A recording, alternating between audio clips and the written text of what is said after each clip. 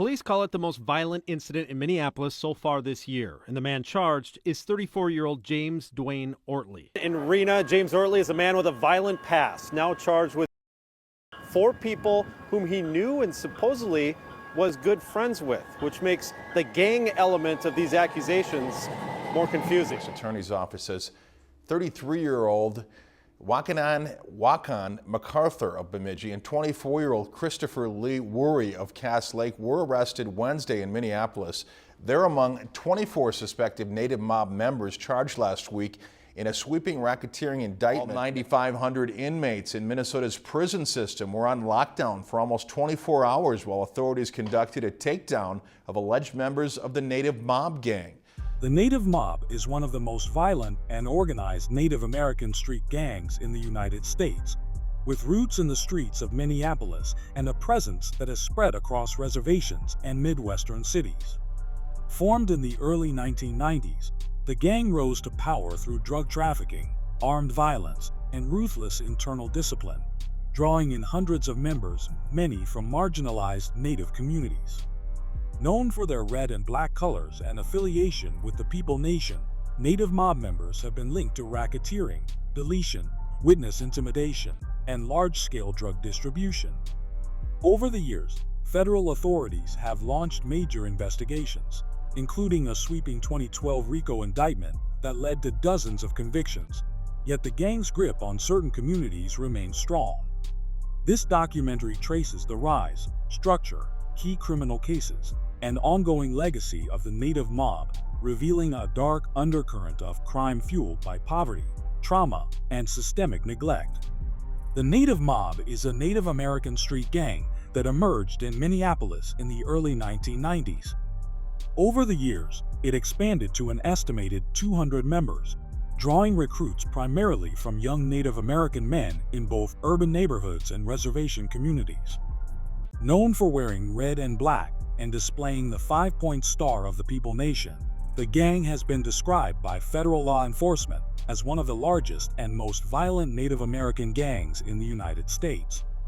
According to the FBI, Native mob members are deeply involved in drug trafficking, as well as armed robbery, assault, and deletion.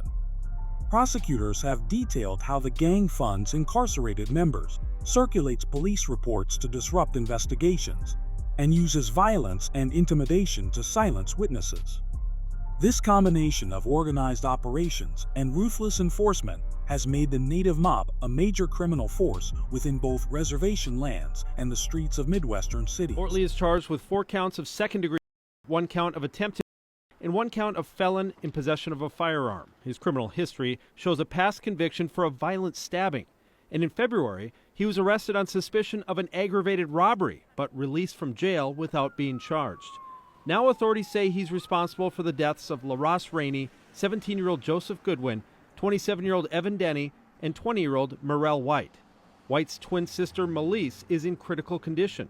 According to the criminal complaint, the surviving victim told police they were all in the same vehicle as Ortley on Tuesday night when he shot all of them in the head. Ortley's arrest warrant calls it a gang-related execution-style shooting, but the criminal complaint says that Ortley, known as Baby J or Little James in the Native mob street gang, was a close family friend of the victims. The charges don't state the suspected motive. It's under investigation. The very next day, another person, 34-year-old Tiago Gilbert, was killed on 17th Avenue in what police believe was related, possibly retaliation, for Ortley's shooting. Ortley is charged with 3 counts of attempted murder and illegal firearm possession. That shooting, though, is sparking new concerns and questions about gang activity in Minnesota, specifically South Minneapolis. Criminal complaint says the suspect, Ortley, is associated with the Native mob. Ben Henry today learned about efforts to push back against that group and prevent others from joining. On April 29, 2025, the south side of Minneapolis was rocked by one of the deadliest mass shootings in the city's recent history. Just before midnight, police found a car in a parking lot with 4 people dead and a 5th critically wounded, each shot in the head at close range. Investigators quickly arrested James Dwayne Ortley, charging him with multiple counts of second-degree deletion. According to court records, Ortley and several of his relatives were affiliated with the Native mob, and detectives described the attack as a calculated, gang-related execution. Prosecutors allege Ortley had been sitting in the back seat of the victim's vehicle when he opened fire, deleting nearly everyone inside. The incident sent shockwaves through Native American communities and tribal leadership, who publicly condemned the violence. Many drew parallels to the gang's earlier history of deadly retaliation, including the federal racketeering cases a decade earlier, where 28 Native mob members were convicted and former leader Wakinyon Wakan McArthur was sentenced to 43 years in prison. Prosecutors also noted that Ortley had a prior felony assault conviction from 2021, making it illegal for him to possess a firearm in the first place. Authorities say the manhunt is over for two suspected members of the Native mob, but one man remains at large. The U.S. Attorney's Office says 33-year-old Wakinyon Wakan McArthur of Bemidji and 24-year-old Christopher Lee Worry of Cass Lake were arrested Wednesday in Minneapolis. They're among 24 suspected Native mob members charged last week in a sweeping racketeering indictment that claims the defendants used violence and intimidation to keep the gang. All 9,500 inmates in Minnesota's prison system were on lockdown for almost 24 hours while authorities conducted a takedown of alleged members of the Native mob gang. Authorities say the prisoners were confined to their cells from 4 a.m. Tuesday until 5 a.m. Wednesday and were not allowed outside contact. Department of Corrections officials say the lockdown involved all state prisons. Authorities have arrested the final person they were searching for in a federal case involving suspected Native mob members. Eric Lee Bauer was apprehended without incident earlier today in Minneapolis. An additional 23 suspects were already arrested and are facing charges for alleged gang-related activity. Also today, the Star Tribune is reporting 27-year-old Anthony Cree was sentenced to 24 years in prison after previously being found guilty of racketeering, conspiracy, 5 gun and drug charges, and attempted. 27-year-old William Earl Morris, who was convicted of attempted and related gun charges in support of racketeering, was also scheduled to be sentenced today. Those three, along with 25 others, were convicted in a multi-year investigation that linked them to the Native mob. In January 2012, federal prosecutors unsealed a sweeping 47-count RICO indictment targeting 24 members of the Native mob. The charges painted a picture of a highly organized criminal enterprise whose primary mission was to expand its influence and profits through drug trafficking and relentless violence.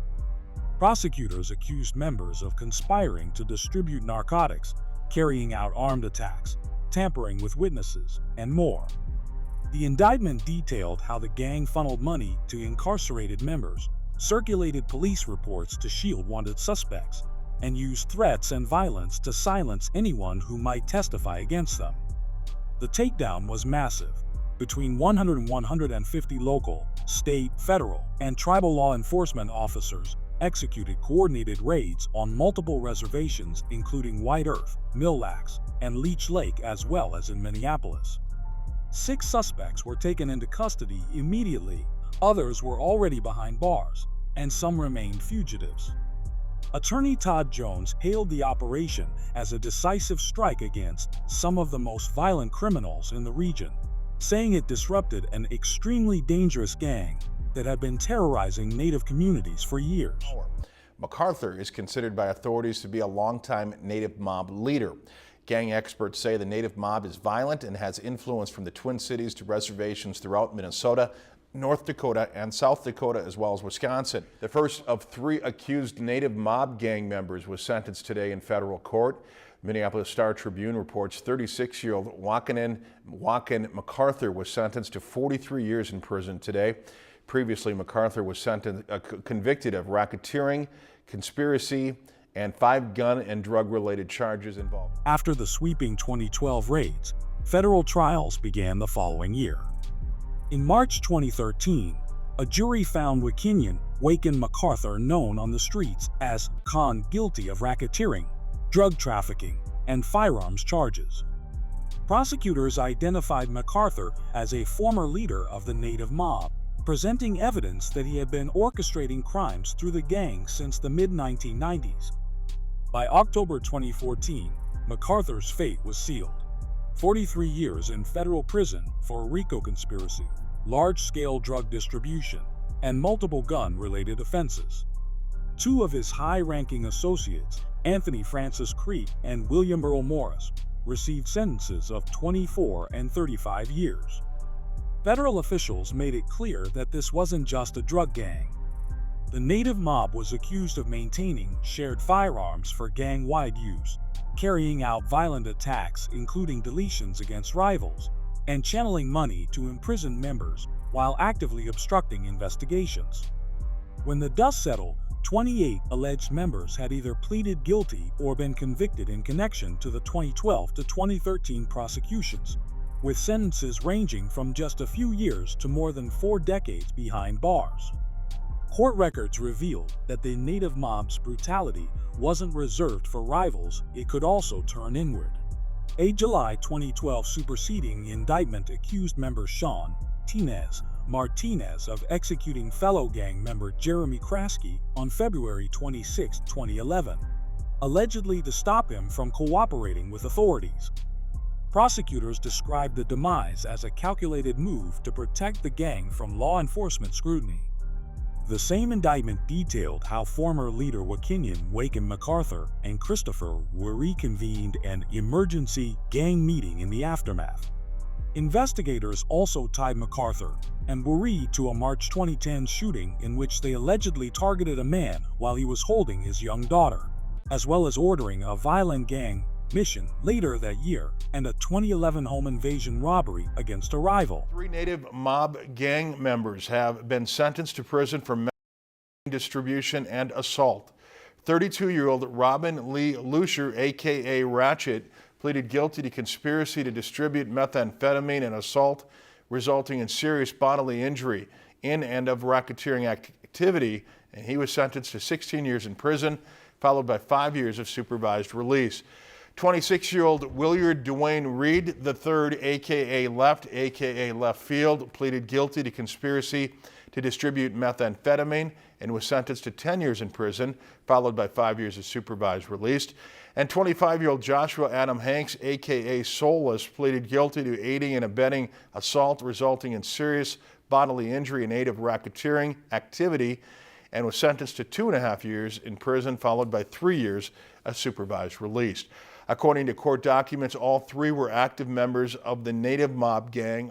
By 2021, federal investigators had traced a major source of the native mob's drug revenue to northern Minnesota, including several Indian reservations. That September, the U.S. Attorney announced the sentencing of 3 members Robin Lee Ratchet Lucier, Willard Dwayne Leftfield Reed, and Joshua Adam Soulless Hanks for their roles in a multi-year drug conspiracy. From 2015 to 2019, prosecutors said Lucier and Reed coordinated the distribution of drugs by the pound, moving product into communities such as Cass Lake, Bemidji, and the Red Lake and Leech Lake reservations. Court filings also revealed that in late 2018, Lucier ordered Hanks to assault another gang member who had violated internal rules. All 3 defendants pleaded guilty. Lucier was sentenced to 16 years in federal prison, Reed to 10 years, and Hanks to 2.5 years.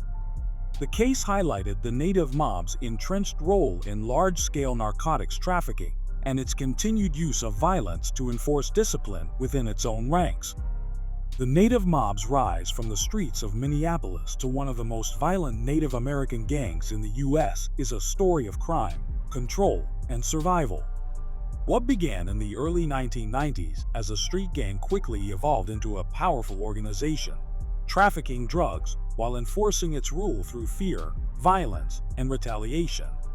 Despite a massive federal takedown in 2012, which led to the conviction of 28 members and a 43-year sentence for its notorious leader, Wakinyon Wakan McArthur, the gang's influence persists. The 2021 drug trafficking sentences and a brutal 2025 mass shooting tied to native mob affiliates prove that the group's operations are far from over. For many native communities, the gang has brought not only crime, but deep cultural and emotional damage, exploiting poverty, addiction, and trauma. And while law enforcement continues to pursue justice, tribal leaders argue that real change will only come with healing, resources, and a renewed commitment to protecting their people from within.